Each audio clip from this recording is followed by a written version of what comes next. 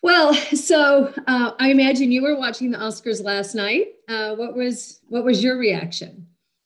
Complete total shock, actually. I was like stunned. Like I immediately like recorded it and reposted it because I couldn't believe what I just saw and what I just witnessed. And I knew that there was a delay because of the way that they stopped it.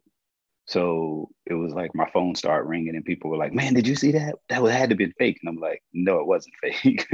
So yeah, I was like the rest of the world, like completely shocked. What did you watch unfold there?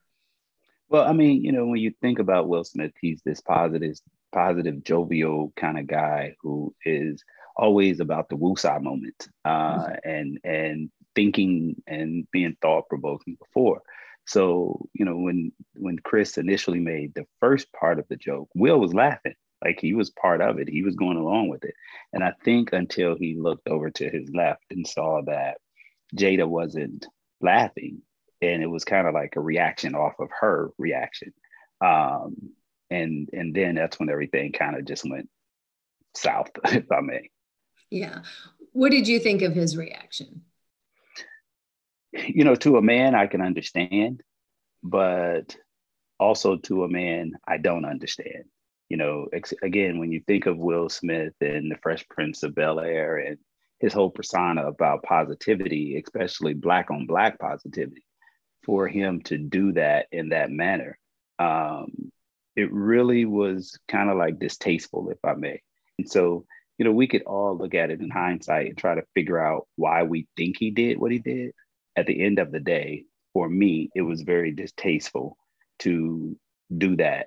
But I also got to commend Chris Rock. So many people of Will Smith is right, wrong, or indifferent. But what about Chris Rock? Like this man got slapped on national television. Globally, everybody saw it. And he stood there, no pun intended, and took it like a champ and showed that is who Chris Rock really is.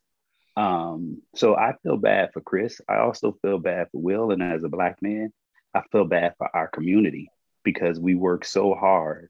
The Oscars was produced by a black man, Will Packer. And Will infused a lot of African Americans into the Oscars last night. Will Smith winning an Oscar last night. So there's so many emotions for me, but I've been around comics and comedians practically my entire life. What Chris did wasn't the worst joke ever told. So Jada talked publicly about alopecia. I have alopecia. I understand it. I live with it every day. I don't let it define me. And for her to put it out in front the way she did, and then for Chris to make a joke about it, that's the part for me where I'm a little like, okay, was it about that particular joke? Or is it about this whole entanglement lifestyle that the Smiths live, that enough is enough, the pressure of it all. And Will just imploded with the pressure of, winning the Oscar and the pressure of so many people wanting him to be perfect. I think he just at that moment lost it. Overall, is Will Smith a bad person? Absolutely not. Does this tarnish his reputation? Absolutely, and rightfully so. So, I think over the last couple of years, people have become